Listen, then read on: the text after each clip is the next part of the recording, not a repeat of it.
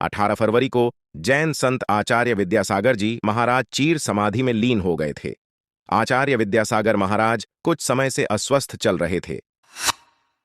उन्होंने रात 2:30 बजे समाधि ली थी। छत्तीसगढ़ के डोंगरगढ़ स्थित चंद्रगिरी तीर्थ पर उन्होंने अंतिम सांस ली। जैन समाज के नियमानुसार उनका अंतिम संस्कार किया गया। अंतिम संस्कार से पहले महाराज जी को डोली पर बैठाकर उनकी अंतिम यात्रा निकाली गई।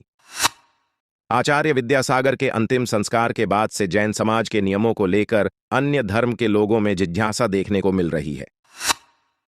कुछ लोगों का कहना है कि जैन समाज में मुनियों के अंतिम संस्कार को लेकर बोलियां लगाई जाती हैं, क्योंकि जैन मुनियों का भव्य स्वागत सत्कार किसी से छिपा नहीं है।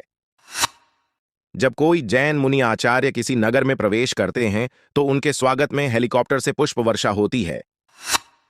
यहां हम जैन समाज, खासकर जैन मुनियों से जुड़े कुछ नियम और संस्कारों के बारे में विस्तार से चर्चा कर रहे हैं।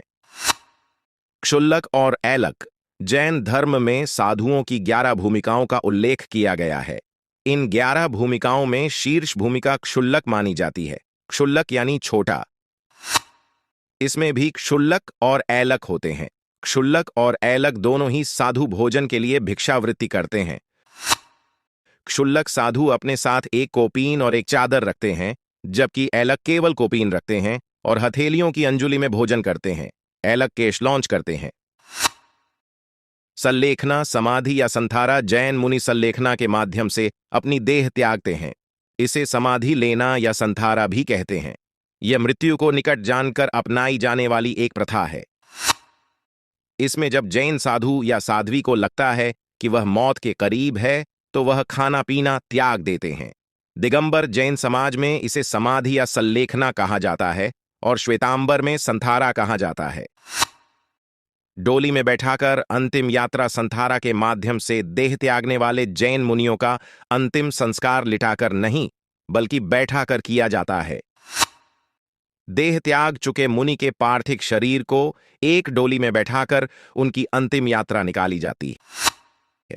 पार्थिव शरीर को लकड़ी की कुर्सी नुमा पालकी में बैठाकर बांध दिया जाता है। देखने पर ऐसा प्रतीत होता है कि मुनि जी ध्यान मुद्रा में बैठे ईश्वर का मनन कर रहे हैं।